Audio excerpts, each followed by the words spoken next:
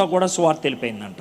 Asia ప్రాంతం అంతా కూడా సువార్త వెళ్ళిపోయింది. ఆ మాట చెప్తారు అపోస్తుల కార్యం 19:9-10 ఆసియా ప్రాంతం అంతట్లో కూడా యేసు ప్రభుని ఎరుగనటువంటి వారు ఇంకెవరు లేరు అని అంటాడు. అంత బాగా సువార్త వ్యాప్తి చెందింది. కాబట్టి కొన్ని ఊర్లకు పౌలు అసలు వెళ్ళలేదు. అయితే ఈ ఎఫెసస్ పట్టణానికి ఈస్ట్ సైడ్ తూర్పున 100 కిలోమీటర్ల దూరంలో కొలస్సీ అనే ఒక ఊరు ఉంది. ఆ ఊరికి పౌలు ఎప్పుడు వెళ్ళలేదు, కానీ ఆ ఊరికి సువార్త వచ్చింది. ఆ కొలస్సీ అనేటువంటి పట్టణానికి సువార్త రావడానికి కారణం ఏంటంటే 2 వ్యక్తులు సువార్తని అక్కడికి తీసుకెళ్లారనమాట. ఎవరెవరంటే ఆ ఊర్లోంచి చాలామంది వచ్చారు ఎఫెసస్ పట్టణానికి వ్యాపార రీత్యా కానీ లేకపోతే అక్కడ దేవాలయం ఉందని కానీ వచ్చేవాడు. అయితే వాళ్ళల్లో కొలస్సీ పట్టణం నుంచి వచ్చినటువంటి 2 గురించి మనకు తెలుసు. ఒకళ్ళ పేరేమో ఎపఫ్రా, ఇంకో ఆయన పేరేమో ఫిలోమోన్. ఎపఫ్రా అనేటువంటి ఆయన యవ్వనస్తుడు, బాగా ఉద్రేకపూరితంగా ఉండేటువంటి ఆయన మారుమనసు పొందాడు. ఫిలోమోన్ అనేటువంటి ఆయన పెద్ద ఆసామి, డబ్బున్నటువంటి వ్యక్తి.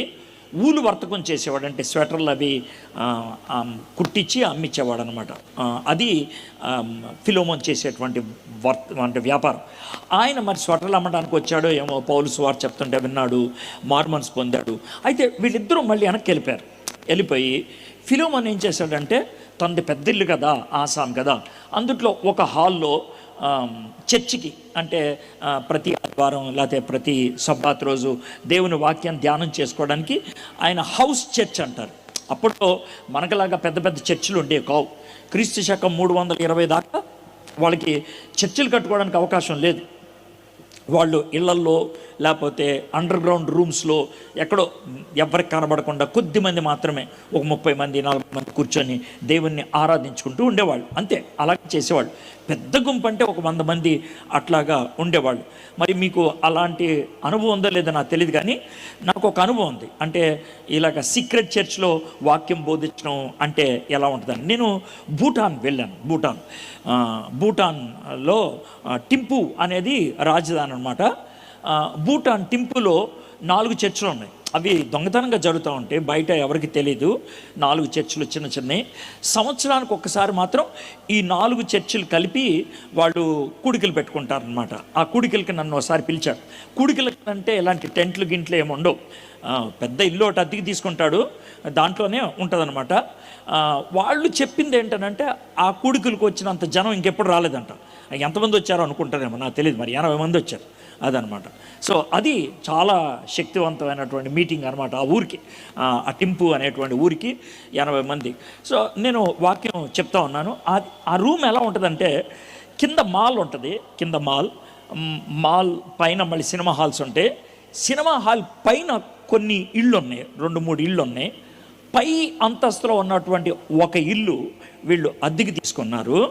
అయితే ఆ ఇంటి కిటికీలు ఉంటాయి కదగా, కిటికీలన్నీ తీసేసి సీల్డ్ విండో, అంటే ఇంకా దాంట్లో శబ్దం బయటికి రాదు, అలాగ బయట విండోలు పెట్టారు.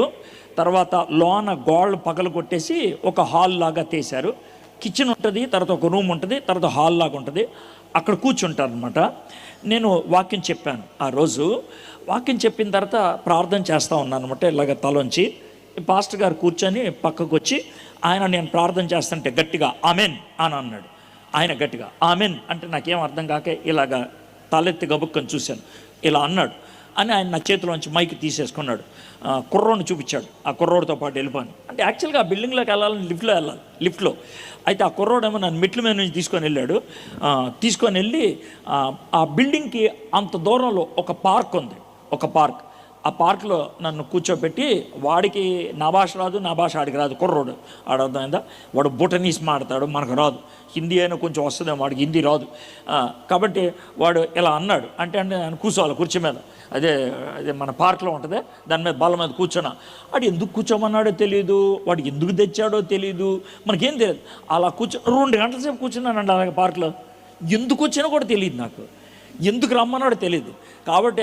కాబట్టి ముందు చెప్పారు, సార్ కొన్ని సీక్రెట్ పోలీసులు ఉంటారు, అప్పుడప్పుడు ఇలా జరుగుతూ ఉంటే మేము ఏమన్నా చేస్తే కనుక మీరు టెన్షన్ పడొద్దు అన్నాడు.